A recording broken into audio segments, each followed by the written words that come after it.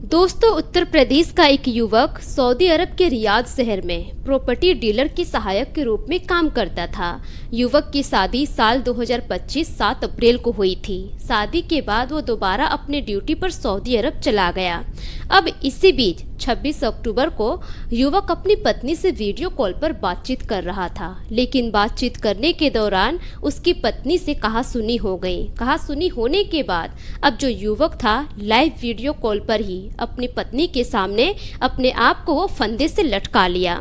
दोस्तों, आइए जानते हैं पूरा मामला इस वीडियो में। पर वीडियो में आगे बढ़ने से पहले आप सभी से एक ही रिक्वेस्ट है कि वीडियो को लाइक कर दीजिए और चैनल को भी सब्सक्राइब कर दीजिए ताकि मेरा हौसला बढ़ता रहे। दोस्तों, मेरा नाम है तबस्सुम खातून और आप सभी का मेरे चैनल पर स्वागत है।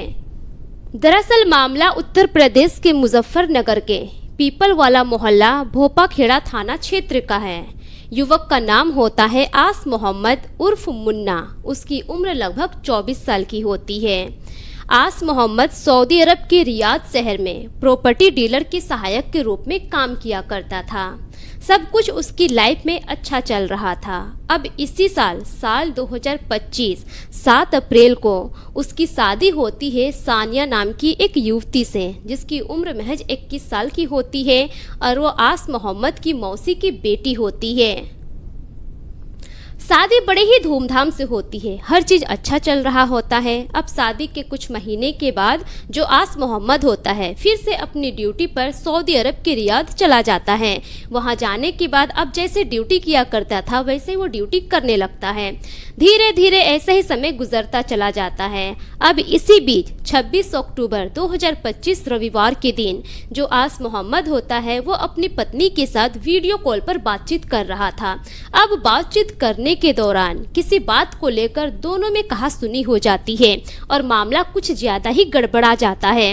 अब जो आस मोहम्मद होता है वो गुस्से में आ जाता है और वीडियो कॉल के दौरान ही अपनी पत्नी की आंखों के सामने ही वो अपने आप को फंदे से लटका लेता है। यह सब ड्रामा जो उसकी पत्नी होती है सानिया अपने घर में बैठकर देख रही होती है। उस दौरान वो मदद की गुहार लगाती है, बहुत चीखती चिल्लाती है, लेकिन वहां बैठी वो कर भी क्या सकती थी। अब उसी दौरान जो उसकी पत्नी होती है सानिया उसके कुछ रिश्तेदार को फोन करती है।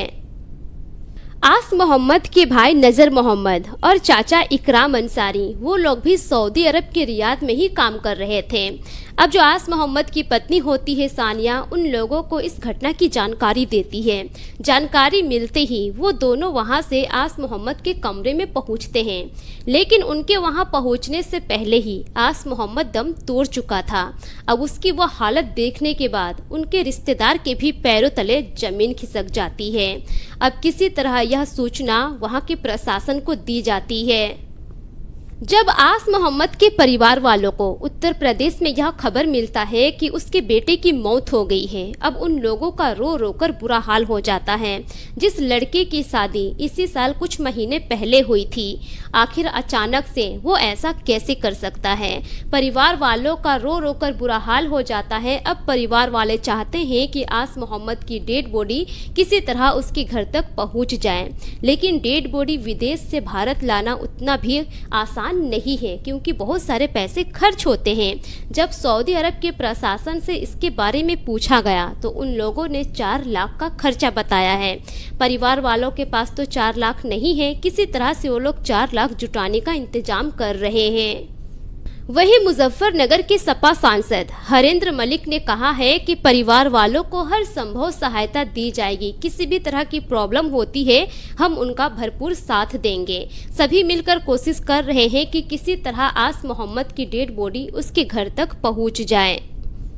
दोस्तों, ये रही पूरी जानकारी आप लोगों के सामने। अब इस पर आपकी क्या राय है? अपनी राय कमेंट सेक्शन में जरूर दीजिए। फिर मिलेंगे एक नई वीडियो के साथ, तब तक के लिए शुक्रिया। जय हिंद।